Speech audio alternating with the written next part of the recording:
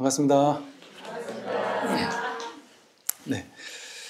오늘도 이제 질문 하나 보겠습니다. 어머니와 둘이 살고 있는 30대 여자입니다. 어머니의 나쁜 점을 담고 싶지 않은데 저도 엄마처럼 사는 것 같아서 마음이 답답합니다. 어머니는 물건을 사서 자꾸 쌓아두기만 하십니다. 분가를 하고 싶은데 아직은 여력이 되지를 않습니다. 제가 독립할 때가 되면 엄마는 점점 더 많은 물건 속에서 여생을 사는 것인가 하고 걱정되기도 합니다. 서로의 습관을 돌보면서 잘 지내는 방법을 찾고 싶습니다. 이렇게 하셨어요. 이런 일들이 이게 보면 되게 많아요. 이렇게 질문 이렇게 해주시는 거 보면 이거는 이제 또 부모님들도 마찬가지예요. 어떤 부모님들은 자식 때문에 도저히 내가 못 살겠다. 제발 좀 나가라고 해도 안 나가고 부모님 속을 막 썩이면서 30살, 40살 될 때까지 부모님을 너무 스트레스 받게 하면서 그냥 집에서 나가지도 않고 밥 안 해주면 막 화를 내고 심지어 폭력까지 써가면서 부모님한테 있는 돈 막 어떻게든 뜯어가려고 그러고 그러는 분도 있고요. 심한 경우에는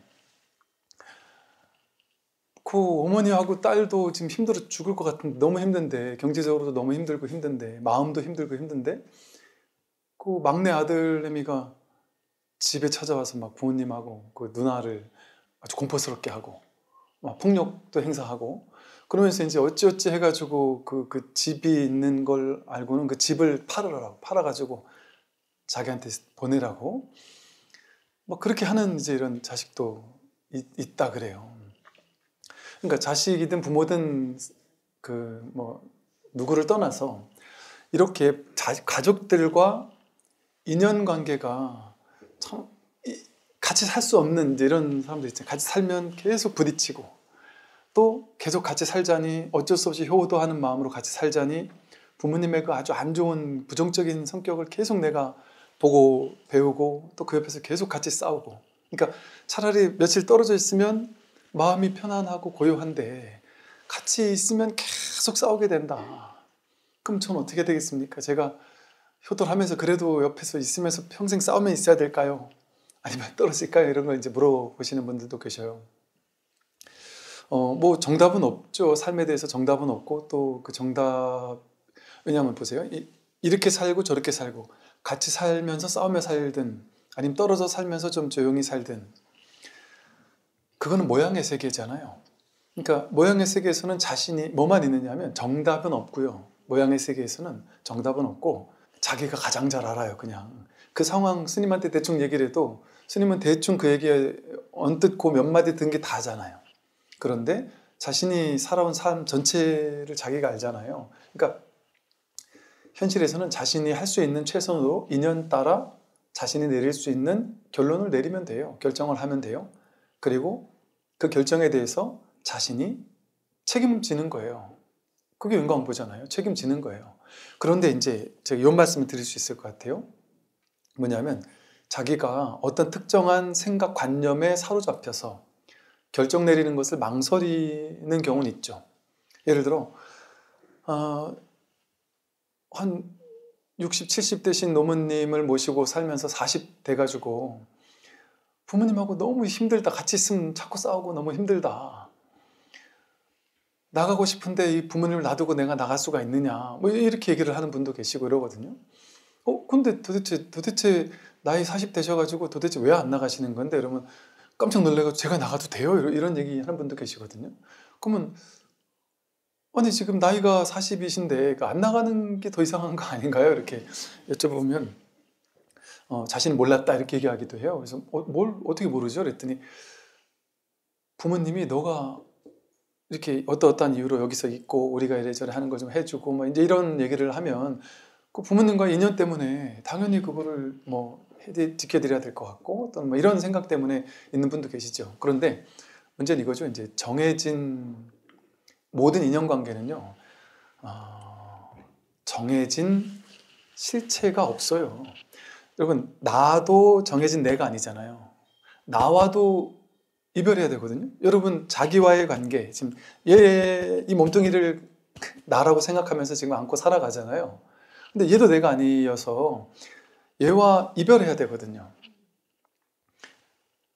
문득 깨어나는 것이 얘와 이별하는 거예요. 얘를 나라고 여기다가 이 몸과 마음이 내가 아니구나라고 문득 깨어나는 거거든요. 그럼 얘하고 상관없이 얘가 내가 아닌 줄 깨달은 상태에서 이제 현실 세계를 살아가는 거예요. 똑같이 이 몸도 내가 아닌데 다른 인연, 가족이든 자식이든 뭐 친지든 뭐 좋아하는 사람이든 그 어떤 사람들도 마찬가지예요. 그 사람이 어떤 영원한 인연이라거나 어떤 가족이기 때문에 아니면 뭐 부모 자식이기 때문에 반드시 이래야 된다거나 반드시 저래야 된다라는 어떤 하나의 생각을 집착하고 있을 때 그 생각 때문에 서로에게 힘든 관계를 어쩔 수 없이 유지하는 경우도 있죠. 어쩌면 쿨하게 서로 헤어지는 것이 더 나은 관계일 수 있는 경우가 있죠. 그러나 예를 들어 뭐 눈치 보느라고 내지는 뭐 어떤 다른 사람의 시선 때문에라든지 이렇게 내가 결정해야 될 때 결정을 못 내리는 경우도 있죠. 그래서 그 자기 생각에 갇혀가지고 반드시 이래야 된다거나 반드시 저래야 된다라는 어떤 하나의 생각에 자기 스스로를 가둘 필요는 없다는 거죠. 때로는 좀 차라리 떨어져 사는 게 낫겠다 싶은 가족들이 있거든요. 부모 자식제 간에 너무 싸우니까 저렇게 지옥같이 매일같이 싸우느니 차라리 좀 이렇게 안 보고 사는 게 나을 수도 있겠다 싶은 경우도 있을 수 있거든요. 근데 그것을 어떤 하나의 생각 때문에 가둘 필요는 없다는 거죠. 우리는 무엇도 될 수 있고 무엇도 할 수 있어요. 나를 가두는 것은 자기 생각밖에 없어요. 내가 정말 그래도 될까요? 정말 이래도 될까요? 꼭 무엇이든 사실은 할 수 있죠. 그래서 어떤 자신의 이기적인 마음이라든지 그런 것이 문제가 아니라 내가 어떻게 하면 조금 더 지혜롭게 깨어날 수 있을까? 어떻게 하면 우리가 좀 더 이렇게 서로 간에 행복해질 수 있을까? 그런 것들을 한번 있는 그대로 잘 사유해 본다면 그 결과를 조금 좀 가볍게 너무 스트레스 받지 않으면서 좀 심각한 결론조차도 좀 가볍게도 내릴 수 있어요, 사실은. 근데 그 어떤 하나의 결정이 너무 심각한 이유는 너무 그 무겁게 생각을 해서 그런 게 아닌가 하는 생각도 들어요. 그래서 뭐랄까 이렇게 진실로 깨어나면 이 공성의 눈을 뜨면 그 어떤 것도 우리를 묶고 있지 않거든요. 자기 의식이 자기를 묶고 있을 뿐이죠. 나는 어떤 위치니까 난 이렇게 해야 돼. 난 저렇게 해야 돼. 나는 뭐 누구를 배신할 수 없어. 또는 그런 사람이 있거든요. 자신은 자기를 여태까지 이렇게 월급을 줬던 사장님을 배신할 수 없어서, 왜냐하면 그 사장님이 계속 너 배신하면 안 된다는 얘기를 자꾸 들어와 놓으니까 배신할 수 없어서 그 사장님이 좀 이건 아니다 싶은 일들을 너무 많이 시키고 이건 너무 아니고 다른 데 비슷한 일 다른 데 가서 내가 충분히 일을 할 수 있는데도 불구하고 그분에 대한 의리 때문에 딴 사람들은 다 딴 곳으로 갔는데 본인은 끝까지 내가 의리를 지켜야 된다는 생각 때문에 있었다는 거죠.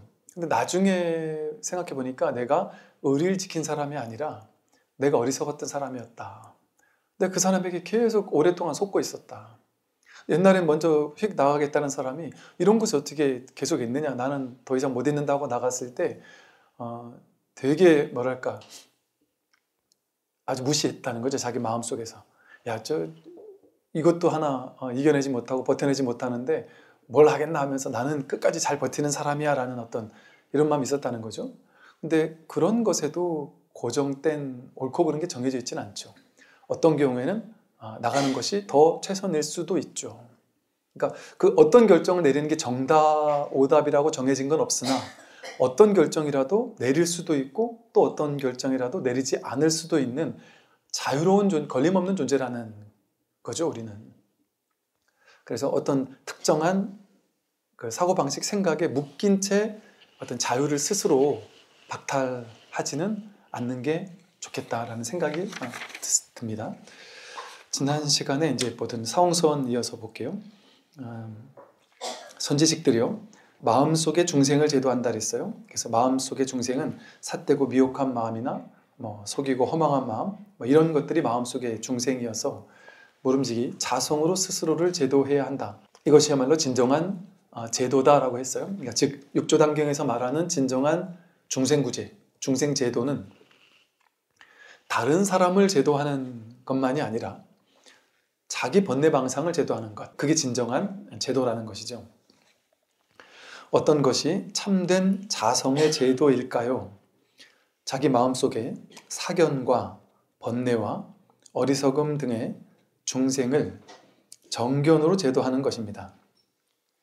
우리에게는 이미 정견이 있으니 반야의 지혜로서 어리석음, 미혹, 미망, 허망함이라는 중생들을 타파할 수 있습니다.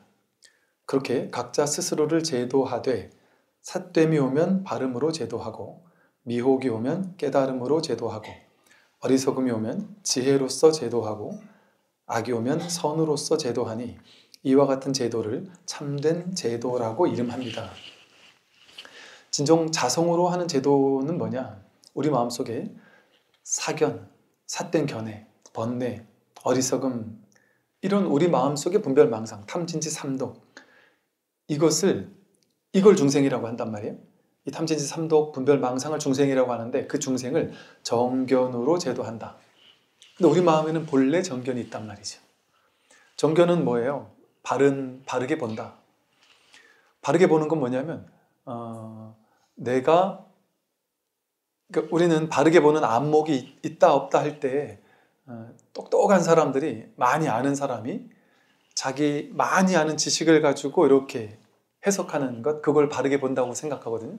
저 사람은 안목이 없어. 저 사람은 좀 세상을 잘 몰라. 나는 지식이 많아서 안다 이렇게 생각한단 말이에요. 그런데 그렇게 지식이 많아서 이 돌아가는 판을 잘 읽을 수 있고 해석할 수 있고 그렇게 아는 것은 정견이 아니에요. 많이 아는 사람. 그러니까 사회생활을 하다 보면 그 많이 아는 사람들 사이에서 누가 더 많이 아는가 내기를 하듯이 사람들과 대화를 나누다 보면 저마다의 관점에서 너무 많은 걸 잘 아는 사람들이 있고 그 사람들은 전부 다 자기 생각을 고집하고 집착하고 주장하고 그리고 그 자기 생각과 맞지 않으면 틀렸다고 하면서 자기 생각에 대해서 아주 소신을 굽히지 않는 사람들이 많아요.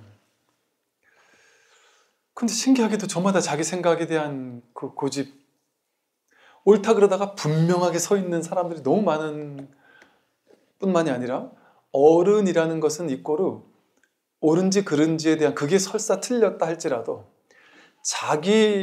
자기가 옳다라고 생각하는 건 무엇을 탁 보면 거기에 대해서는 옳음과 그름에 대해서 반드시 분별할 수 있는 눈이 있는 사람 그 사람이 훌륭한 사람이라고 세상에서는 다 얘기를 하고 그렇게 얘기를 하더란 말이에요. 그런데 정견의 눈은 본래 있다 그랬잖아요. 본래 있는 정견의 눈은 뭐냐면 이렇게 지식의 눈은 많은 걸 공부하면 점점 더 늘어나는 거잖아요. 어릴 땐 없었는데 많이 공부하니까 세상 돌아가는 걸 잘 읽을 줄 아니까 그런 지식의 눈이 생긴 거잖아요. 이건 본래 있던 게 아닙니다. 본래부터 우리에게 갖추어져 있던 것이 아니죠. 근데 본래부터 우리에게 갖추어져 있던 정견은 뭐냐 하면 있는 그대로를 있는 그대로 비추는 눈이에요. 판단 중지, 우리 선에서는 판단 중지 이러잖아요. 지관 이러죠. 멈출 지자, 볼 관자. 분별을 멈추고 보는 것. 근데 분별을 억지로 멈춰서 억지로 보는 게 아니죠. 그냥 이 소리를 듣거나 이거를 볼 때 내가 굳이 생각하고 해석하고 판단하지 않으면 그냥 드러나거든요. 그냥 이렇게 보이거든요. 그냥 본다는 이 봄, 있는 그대로를 있는 그대로 보는 이 봄, 이것은 우리의 본래의 성품이어서 누구나 다 본래 그냥 봐요. 분별하지 않고. 그 정견이 우리에게 모두 갖추어져 있단 말이죠. 이 갖춰져 있는 정견으로서 온갖 삿된 분별 망상을 제도하는 거예요. 이게 진짜 제도할 수 있는 거예요. 그러니까 이 세상에서는 더 많이 아는 사람이 더 조금 아는 사람을 가르치려고 하잖아요. 네 그래가 세상 못 살아 하고 그 사람을 제도하려고 하잖아요. 많이 아는 사람이 조금 아는 사람을 제도하잖아요. 근데 그렇게는 제도가 안 된다니까요. 아무리 많이 알아도 제도가 안 돼요. 모르는 눈, 판단 분별을 멈추는 눈, 있는 그대로를 있는 그대로 비추는 이 분별 이전에 깨어있는 이 깨어있음, 이 정견이라는 안목이 본래 우리 모두에게 갖추어져 있는데 이 갖추어져 있는 이 정견을 무시하고 언젠가부터 자기 분별 망상의 눈만 사로잡혀서 살아왔었단 말이죠. 그러니까 그것만이 옳다고 생각하는 거예요. 근데 우리 모두에게 그냥 있는 그대로를 있는 그대로 비추는, 분별하지 않는 이 정견이 있습니다. 여기서 말하듯이 본래 자기 정견, 중생을 정견으로 제도하는데 우리에게는 이미 정견이 있다. 반야의 지혜로서 이 반야의 지혜가 본래 있다. 반야라는 건 무분별지거든요. 무분별의 지혜, 무분별의 마음이거든요. 이 반야의 지혜로서 어리석음, 미혹, 허망함이라는 중생을 타파할 수 있습니다. 많이 안다고 느끼는 게 어리석음이에요. 많이 안다고 느끼는 게, 그래서 자기 생각을 집착하는 게 그게 미혹이에요. 거기 집착하면 자기만 옳다고 여기고 딴 사람은 틀렸다고 여겨서 내가 옳다고 느끼는 대로 세상이 돌아가지 않으면 괴로워해요. 그리고 상대방, 나와 전혀 다른 생각을 하는 사람들을 들으면 어떻게 세상에 저런 생각을 하는 미친 사람이 다 있을 수 있지? 이렇게 생각을 해요. 그러면서 거기에서 항상 우리는 누가 답인지를 확인하자, 이걸 찾는단 말이에요. 누가 답인지 한번 알아보자. 누가 옳은지를 한번 보자. 답을 내려간단 말이에요. 그런데 이 지혜에서는, 반야 지혜에서는 이 세상 사람들 전부 다 그렇게 편나나 싸울 때 반야 지혜에서는 누구 편을 들지 않는단 말이에요. 이쪽도 치우쳤고 저쪽도 치우쳤다라는 얘기를 있는 그대로 일깨워 주는 거예요. 본인이 치우쳤다라는 사실을 보라고 하는 거지 누구 편 들어주는 게 아니란 말이죠. 그럼 자기 스스로 자기가 치우쳐 있는 곳에서 깨어나기만 하면 된단 말이에요. 정답은 없어요. 그게 정견이죠. 분별 없이 있는 그대로 비추어 볼 줄 아는 지혜. 이게 중생을 깨어나게 하는 거예요. 이렇게 중생을 제도하는 거예요. 그래서 자기 견해가 옳다라는 생각에 막 서로 사로잡혀 있는 사람들을 중도적인 정견의 안목으로 있는 그대로를 보십시오. 어느 게 옳다, 어느 게 그르다라고 이렇게 정할 수 없습니다라고 얘기를 하면 이제 사람들은 이 불법에 대해서 그렇게 얘기해요. 불교는 이해할 수 없다. 다른 종교나 다른 무슨 철학자나 이런 사람들은 뭐가 옳은지 뭐가 그른지를 명확하게 얘기하지 않느냐. 뭐가 사회가 잘못될 때는 이게 맞다 하고 이렇게 딱 어른들이 얘기하지 않느냐. 근데 불교에서는 왜 큰 스님들이 저 어디 산골짜기에서 참선만 하고 계시거나 어느 누구의 편을 들지 않거나 이쪽이나 저쪽 양쪽이 다 오면 다 서로를 되돌아볼 수 있도록 비추어 볼 수 있도록만 얘기를 하지 니넨 맞아요. 이쪽은 뭐 너희들은 틀렸어요. 이렇게 얘기하지 않거든요. 그거에 대해서 이 세상 사람들은 불교를 이해할 수 없다라고 말해요. 이 정견을 모르기 때문에 그래요. 어느 편들어주는 어느 한쪽에 치우치는 것 가지고는 있는 그대로를 있는 그대로 보도록 하는 근원적 시야가 닫힌단 말이에요. 물론 그 상황 따라, 인연 따라서 맞다도 할 수 있고 틀렸다라고도 할 수 있어요. 그게 잘못됐다는 건 아니에요. 그러나 본인이 과도하게 치우치지 않은 채 그 모든 측면을 다 활용할 수 있어요. 그런다면 그 사람은 지혜롭단 말이에요. 어느 한쪽에 있어도 괜찮아요. 양변을 넘어서서 그쪽에 있기 때문에. 그게 중도의 안목이에요. 그러니까 견해도 갖지 말란 말이 아니에요. 모든 견해를 가질 수 있으나 어디에도 과도하게 치우쳐 집착하지 않은 채 있는 그대로를 있는 그대로 보는 정견의 안목을 가지고 세상을 바라보는 눈. 그게 필요한 시대예요. 지금이라는 시대가. 그게 진짜 중생을 제도하는 거예요.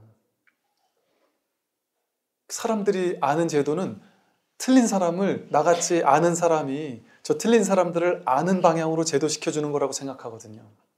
그러니까 옳은 종교가 저 삿된 종교를 다 우리 종교로 바꾸는 게 제도라고 생각하거든요. 포교고 교하고 선교라고 생각하거든요. 근데 그렇지 않아요. 그건 폭력이에요. 상대방이 싫어하는데 무조건 이게 진리니까, 절대 진리니까 너희들은 아무리 싫어도 무조건 이 절대 진리를 따라야 돼 하고 종교를 강요한다면 그게 어리석음이에요. 가장 큰 어리석음이에요. 우리만이 절대 진리다라는 생각. 그게 가장 큰 폭력이잖아요. 그것 때문에 전쟁이 생겨나잖아요. 그렇게 해가지고 인류 역사가 지금 이 오랜 세월 동안 그렇게 둘로 나누어서 우리는 옳고 너희는 틀렸어라는 견해에 대한 집착 가지고 사느라고 이렇게 인류 역사가 항상 전쟁 상태잖아요. 항상 싸우는 상태였잖아요. 그렇게 역사에서 교훈을 배우고도 여전히 그 분별로 둘로 편 나눠가지고 편먹고 싸우는 그 프레임을 깨지 못한단 말이에요. 이제 지금의 시대가 그나마 다행스러운 것이 이렇게 그런 모든 이런저런 프레임 속에서 되게 자유로운 시대로 조금씩 바뀌고 있어요. 서로가 양 극단이 상대방 극단의 마음을 열기 시작하고 있고 종교도 서로 간에 이렇게 그 틀이 깨지고 있고요. 종교 간에도 모든 분야에서도 옛날에 원수였던 사람들이 이제는 그 틀을 좀 이렇게 깨고 보기 시작하고 여러분 그 역사라든지 뭐 이런 걸 보면 엊그젠 분명히 편먹고 싸우던 사람들이 오로지 이기려는가 한 생각 때문에 내 적하고 편을 먹고 얘를 죽이고 또 적하고 같이 편먹고 쟤를 죽이던 사람들이 그 또 다른 편하고 편먹고 또 애를 또 죽이고 이런 일들이 말도 안 되는 일들이 얼마나 많겠어요. 역사 이래로 끊어지지 않았다니까요. 그걸 제도해야 돼요. 그럼 지금까지 하던 분별의 방식으로 네가 맞냐 내가 맞냐 하는 분별의 방식으로는 일체 중생을 인류 역사를 제도할 수 없습니다. 이 무분별지 반야 지혜만이 그 모든 인류의 엄청난 문제를 제도할 수 있어요. 이 있는 그대로 보는 이 눈이 바로 자비의 눈이고 사랑의 눈이에요. 왜냐하면 나와 생각이 다른 사람을 미워하는 눈이 아니라 나와 생각이 다른 사람도 있는 그대로 바라봐주는 눈이잖아요. 그게 자비예요. 내 편만 사랑하고 내 편 아닌 건 싫어해? 그거 자비와 사랑이 아니에요. 둘로 나누고 편먹는 놀이에요. 진정한 자비는 있는 그대로 바라보는 거고 이 있는 그대로 바라보는 눈은 편이 없어요. 네 편, 내 편이 없어요. 세상을 통으로 하나로 본단 말이에요. 그게 진정한 자비이고 그게 진정한 지혜이죠. 이 불이법이야말로 진정한 자비이고 지혜거든요. 그래서 진정 중생제도는 둘로 나누어가지고 편 나눠가지고는 중생제도가 안 돼요. 서로 네가 옳으냐 내가 옳으냐 가지고 끊임없이 다투는 것밖에 없어요. 무쟁삼매가 될 수 없어요. 이 무분별지에 눈을 뜨도록 이끄는 것. 그래서 소수의 몇몇 사람이라도 다른 사람들 다 제도 못하더라도 소수의 몇몇 사람들이라도 이 무분별지에 대해서 깨어나야 된단 말이에요. 그래야 점점 그것이 이 등불이 저 등불에 옮겨붙듯이 마음의 등불을 세상에게 이렇게 펼쳐낼 수 있단 말이죠. 그게 바로 진정한 일체 중생을 제도하는 제도란 말이에요. 이게 불교에서 말하는 육조스님 말하는 진정한 중생제도예요. 이게 자성제도예요. 자성에 있는 그대로 보는 이 자성의 빛, 이 마음 거울에 비추는 마음, 이 마음 가지고 제도하는 거예요. 그러니까 모양의 세계를 제도하는 게 아니에요. 이 자성자리에서 모든 모양을 다 제도할 수 있어요. 이쪽 극단 저쪽 극단 전부 다 내 자식이잖아요. 이쪽 편 저쪽 편 다 이 마음에서 나왔잖아요. 그러니까 모두를 다 허용한 채, 보듬하는 채, 사랑하는 채, 있는 그대로 바라본 채 그들을 다 제도할 수 있죠. 근데 일단 저쪽 편이라는 걸 알면 이쪽 편이 그 사람이 와가지고 제도해 줄게 하면은 마음을 열고 다가가겠어요? 저쪽 편이들 뻔히 아는데 편이 없어야 양쪽 다 제도할 수 있어요. 우리에게는 이미 정견이 있으니 반야의 지혜로서 어리석음, 비호, 허망함이라는 중생들을 타파할 수 있습니다. 그렇게 각자 스스로를 제도하되 삿됨이 오면 발음으로 제도하고 삿됨, 분별이 삿됨이에요. 분별은 이 무분별심, 이게 발음이에요. 이 발음으로 제도하고 미혹이 오면 깨달음으로 제도하고 어리석은 미혹의 마음은 깨달음의 마음 이걸로 제도할 수 있고 어리석음이 오면 지혜로서 제도하고 악이 오면 선으로서 제도하니 이와 같은 제도를 참된 제도라고 이름한다. 이게 진짜 중생 제도다. 중생의 눈높이에 맞는 중생이 어디에 치우쳤는지를 봐서 그 치우친 것을 깨뜨린단 말이에요. 그 아닌 것으로서 치우치지 않은 지혜로서 치우친 것을 깨뜨린단 말이죠. 이제 중생무변 서원도 말고 그 다음에 번뇌무변 서원단은 자성의 반야지혜로서 허망하게 사량분별하는 마음을 제거하는 것입니다. 자심의 번뇌가 끝없으나 이 자심의 번뇌, 자기 마음속에서 올라온 이 번뇌를 끊어내기를 서원한다 했어요. 이 또한 반야지혜로서, 자성의 반야지혜로서 허망한 사량 분별하는 모든 마음을 제거하는 거란 말이죠. 번뇌무변 서원단, 번뇌가 끝도 없이 이어지잖아요. 무변, 번뇌가 끝도 없이 올라오잖아요. 하루에 수만 가지 번뇌망상, 온갖 생각이 올라오잖아요. 어떻게 번뇌를 끊어내느냐? 자성의 지혜로서 가능하다. 온갖 번뇌가 올라오죠. 평생토록 수백 수천 수만 가지 수조 이루 헤아릴 수 없는 온갖 생각이 끊임없이 올라오잖아요. 오늘 하루만도 얼마나 많은 생각이 올라왔겠어요? 생각이 오고 가고 하죠. 그래서 우리는 그 생각에 끌려다니느라고 괴롭잖아요. 어떤 힘든 생각 오면 괴롭고, 괴로운 생각 오면 괴롭고, 저 사람의 생각, 이 사람의 생각, 부모님의 생각, 온갖 생각 때문에 또 괴롭고, 그걸 내가 또 어떻게 해석하고 판단해야에 따라서 또 괴롭고.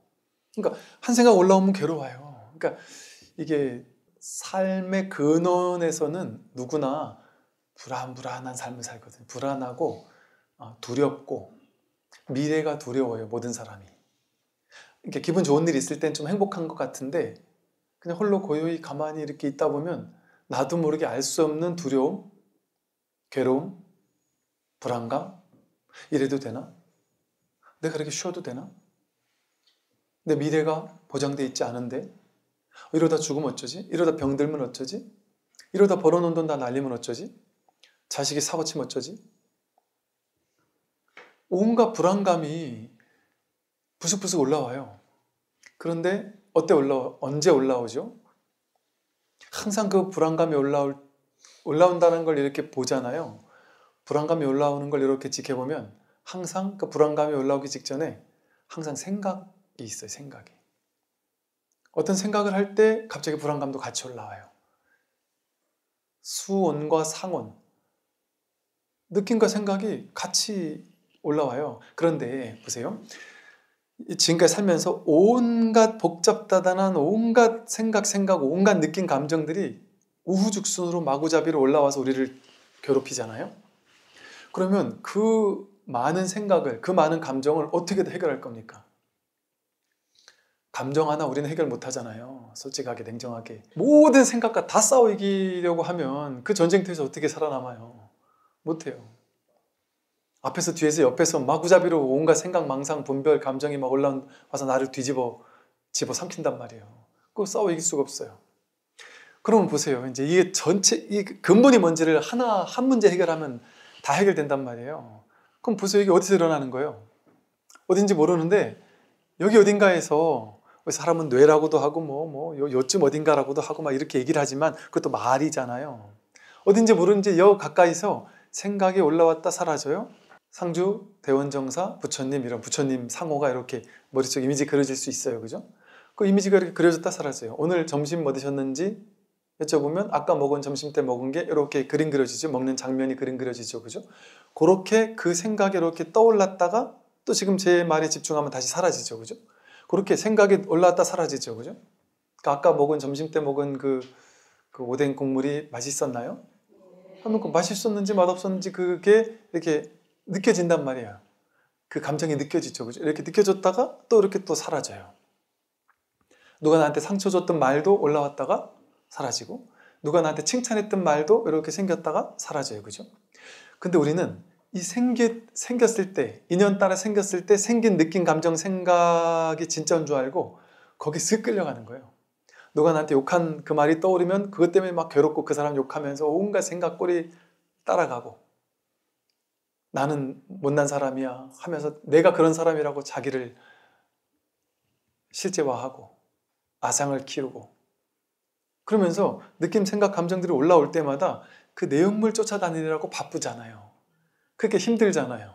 좋은 느낌은 더 느끼고 싶어서 집착하고 싫은 느낌은 앞으로 더 이상은 두 번 다시 이런 거 느끼지 않을 거야 하고 도망간단 말이에요. 우리가 얼마나 삶을 정면으로 마주하지 못하고 도피하는 일들이 얼마나 많습니까? 과거에 나에게 상처 줬던 어떤 감정과 비슷한 일들이 일어날 때 그거 직면하지 않잖아요. 마주하지 않잖아요. 일단 도망가려는 대피 준비가 돼 있잖아요. 일단 도망가려고 한단 말이에요. 왜 그럴까요? 그게 취사간택하는 거예요. 업이라는 과거에 어떤 올라왔던 온갖 업들에 내가 좋아하는 업, 싫어하는 업을 딱 둘로 나눠놓고 좋아하는 업은 취하고 싫어하는 업은 버리려고 하면서 그 삶이 전부 다 취사간택인 거예요. 그런데 그 모든 것과 취사간택으로 좋은 건 취하고 싫은 건 버리는 게임에 빠지지 말고 이 모든 것의 구조를, 근본 구조를 보면 번뇌가 올라와요. 느낌, 생각, 감정이 올라와요. 그리고 사라져요. 인연이 닿으면 사라져요. 이게 모든 것이 이렇게 허망하게 왔다가 간단 말이에요. 절대적인 감정이 없어요. 예를 들어 부모님이 돌아가셔서 괴롭다. 지금 장례식 치르는 중이라서 너무너무 괴로워 하면 부모님이 돌아가신 상황은 무조건 괴로운 상황이 확실할까요? 그러면 장례식장에서는 웃을 수 없을 거예요. 계속 울어야 될 거예요.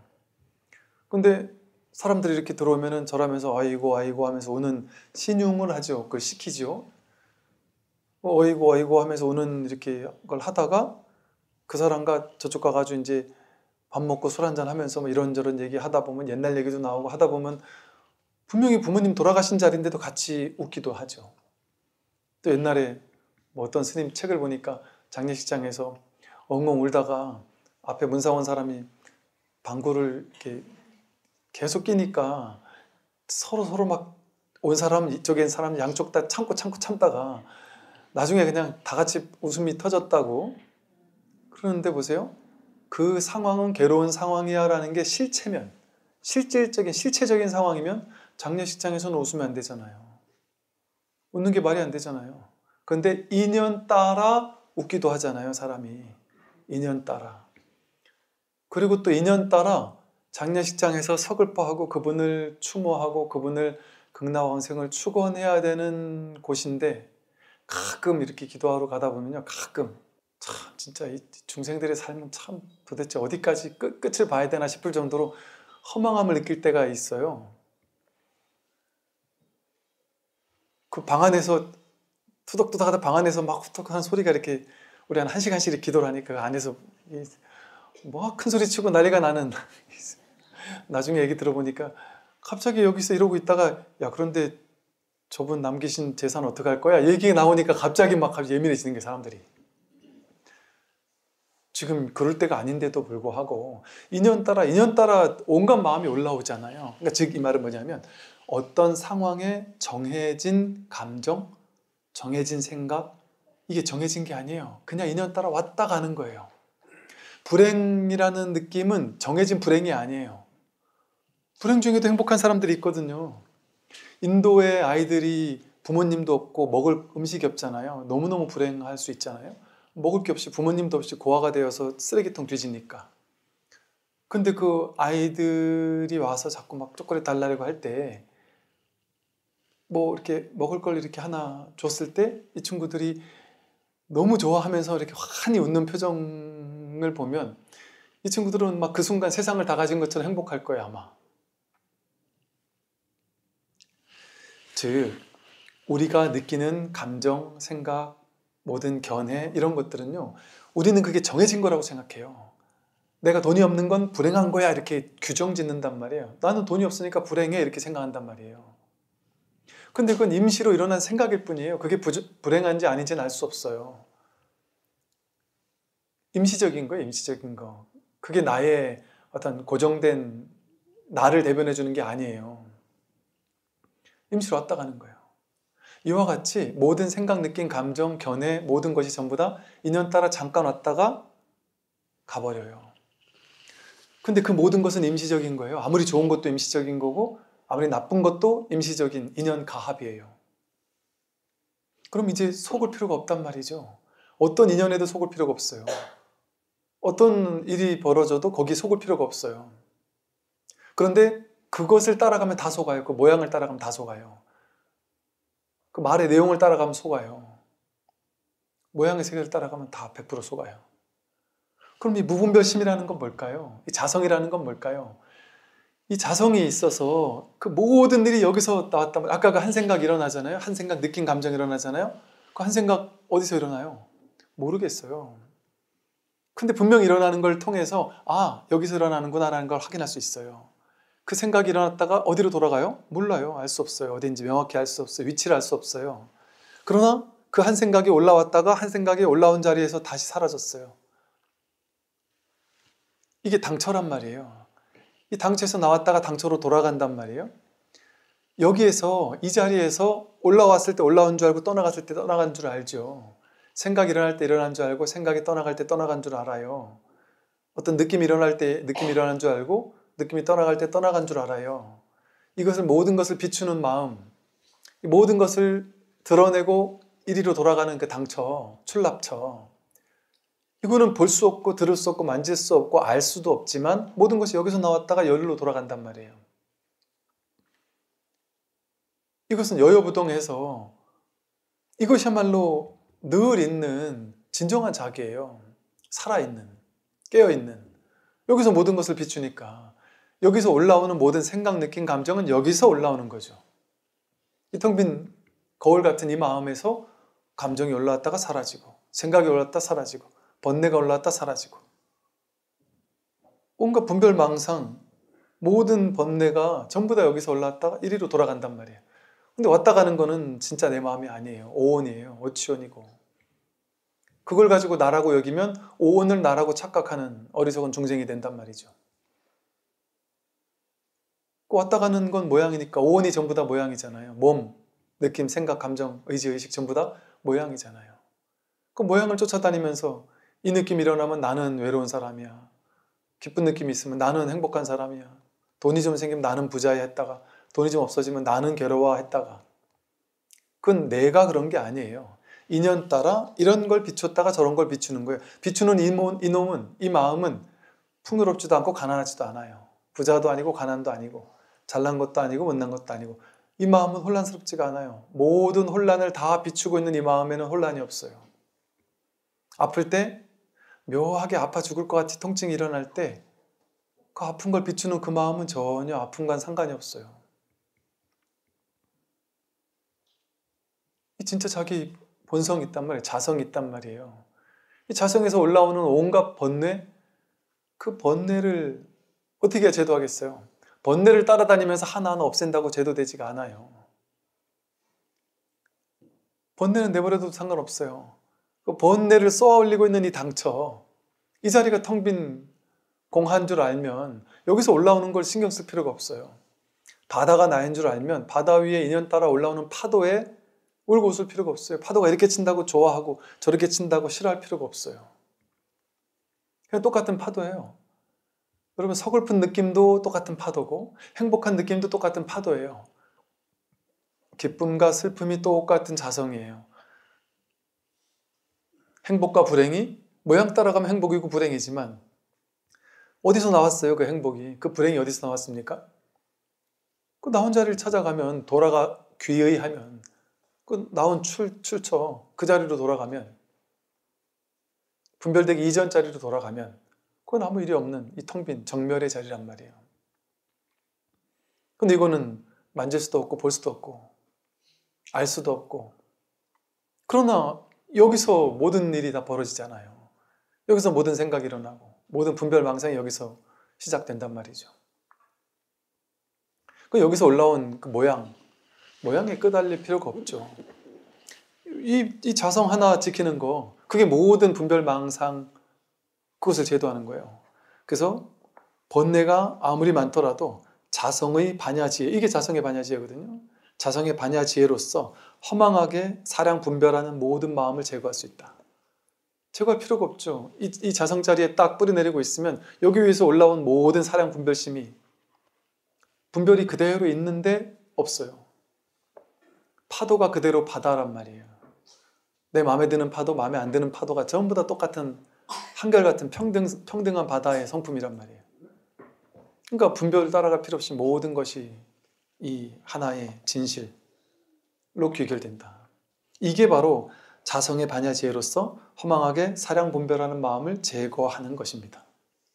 오늘 여기까지 말씀드리겠습니다. 선물하십시오.